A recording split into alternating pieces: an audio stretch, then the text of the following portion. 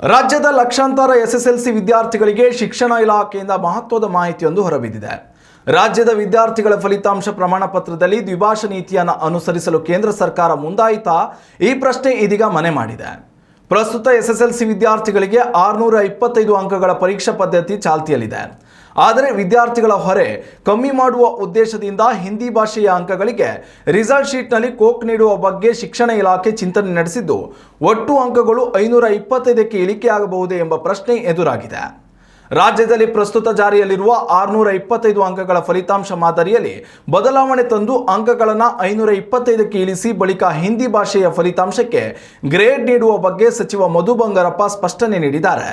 ರಾಜ್ಯದಲ್ಲಿ ದ್ವಿಭಾಷಾ ನೀತಿ ಜಾರಿಗೆ ಬರಬೇಕು, ಮಕ್ಕಳ ಮೇಲೆ ಹಿಂದಿ ಏರಿಕೆ ಮಾಡಬಾರದು ಎಂದು ವಿವಿಧ ಕನ್ನಡ ಪರ ಸಂಘಟನೆ ಕಾರ್ಯಕರ್ತರು ಸರ್ಕಾರಕ್ಕೆ ಮನವಿ ಮಾಡಿದರು. ಈ ವಿಚಾರವಾಗಿ ಮಾತನಾಡಿದ ಸಚಿವ ಮಧು ಬಂಗಾರಪ್ಪ ಸರ್ಕಾರದ ನಿಲುವಿನ ಬಗ್ಗೆ ಮಾಹಿತಿ ನೀಡಿದ್ದಾರೆ. ಪ್ರಸ್ತುತ ರಾಜ್ಯದಲ್ಲಿ ತ್ರಿಭಾಷಾ ನೀತಿ ಜಾರಿಯಲ್ಲಿದೆ. ಆದರೆ ವೈಯಕ್ತಿಕವಾಗಿ ಸಿಎಂ ಸಿದ್ದರಾಮಯ್ಯ ಕೂಡ ದ್ವಿಭಾಷಾ ನೀತಿಯ ಪರವಾಗಿಯೇ ಇದ್ದಾರೆ. ಆದರೆ ಅದು ಅವರ ವೈಯಕ್ತಿಕ ಅಭಿಪ್ರಾಯವಾಗಿದೆ. ಶಿಕ್ಷಣ ಇಲಾಖೆ ಈ ವಿಷಯವನ್ನು ಅತ್ಯಂತ ಗಂಭೀರವಾಗಿ ಪರಿಗಣಿಸಿದ್ದು, ಶೀಘ್ರದಲ್ಲಿಯೇ ಸೂಕ್ತ ಪರಿಹಾರ ಒದಗಿಸಲಾಗುವುದು ಎಂದು ಮಧು ಬಂಗಾರಪ್ಪ ತಿಳಿಸಿದ್ದಾರೆ.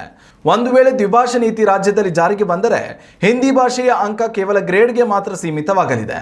ವಿದ್ಯಾರ್ಥಿಯ ಒಟ್ಟು ಫಲಿತಾಂಶಕ್ಕೆ ಹಿಂದಿ ಪರೀಕ್ಷೆಯ ಅಂಕ ಗಣನೆಗೆ ಬರುವುದಿಲ್ಲ.